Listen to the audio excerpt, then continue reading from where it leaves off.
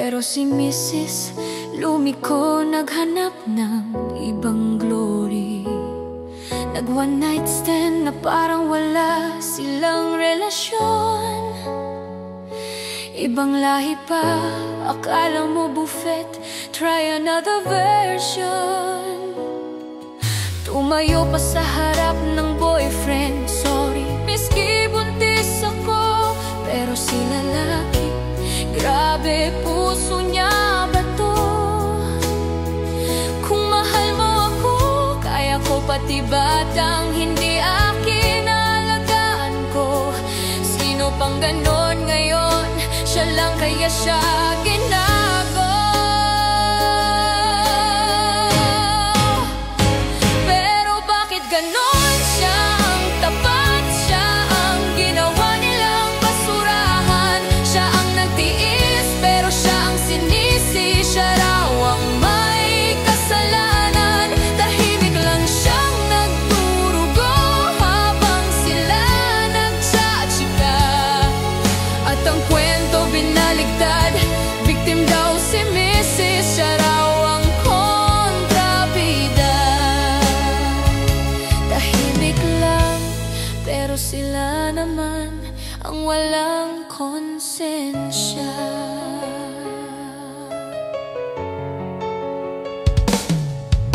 Nagkaanak pa sila ng dalawa, kunwari perfect family. Pero si Mrs. parang Netflix series, puro plot twist, puro guilty. Si lalaki naglalaro, hobby lang stress relief, simpleng saya. Pero si Mrs. sumubok ng bagong chat, bagong thrill, bagong kabaliwan sa dilim ng gabing. Kapitbahay nila, pati asawa ng kaibigan, pinatulan. Tapos nung mabuko ay wala yon, friendly lang friendly. Eh bakit sa private chat nag-uumpugang kalandian? Habang si Mr. nagluluto, nag-aalaga, naghuhugas, siya pala ang ginagawa nilang tanga sa sariling bahay, sariling wakas. Tinulungan pa niya maka-master's degree, literal na pinalipat. Pero habang siya nagpapakahirap, si Mrs. may ibang pinagpupuyatan sa labas ng bahay.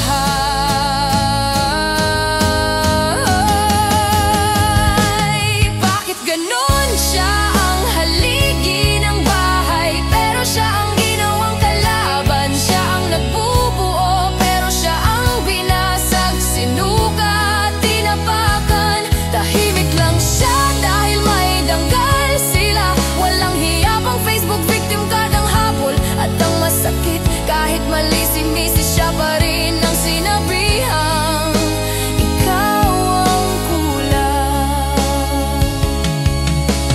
Grabe ang kapal, pinakamasakit, pinakamatalas, sakit di pa kontento.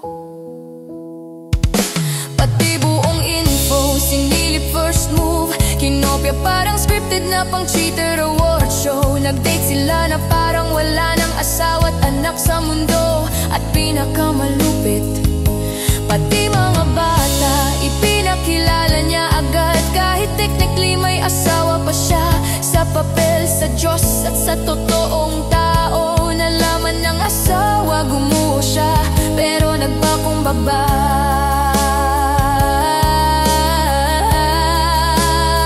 Handa pa rin akong magpatawad para sa mga bata. Pero si Mrs. nag-walkout na parang siyang bida. Sinisi pa ang games, kunwari siyang biktima. Mga halatang sanay mag-gaslight sa kahinaan ng iba. Lumipas ang araw, pinalabas na si Mr. ang kalaban. Kahit lahat ng sugat sa bahay, siya ang pinaka-nagdala, pinaka-bumalanse, pinaka-kawawa. Kinukuha ang mga bata kahit kailan, isusuli ng dis-oras. Walang respeto, walang konsensya, walang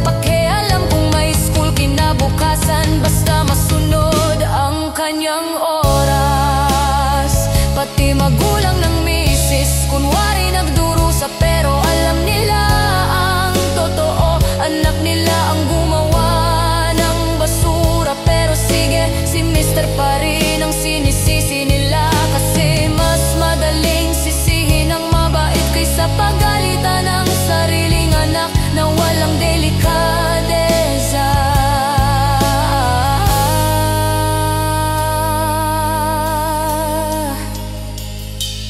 Bakit ganun?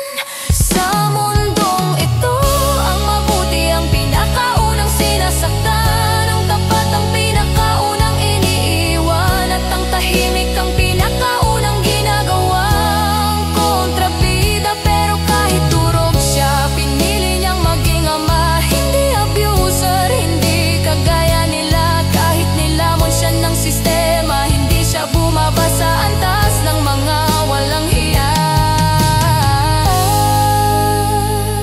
Tahimik lang siya, pero hindi siya talo.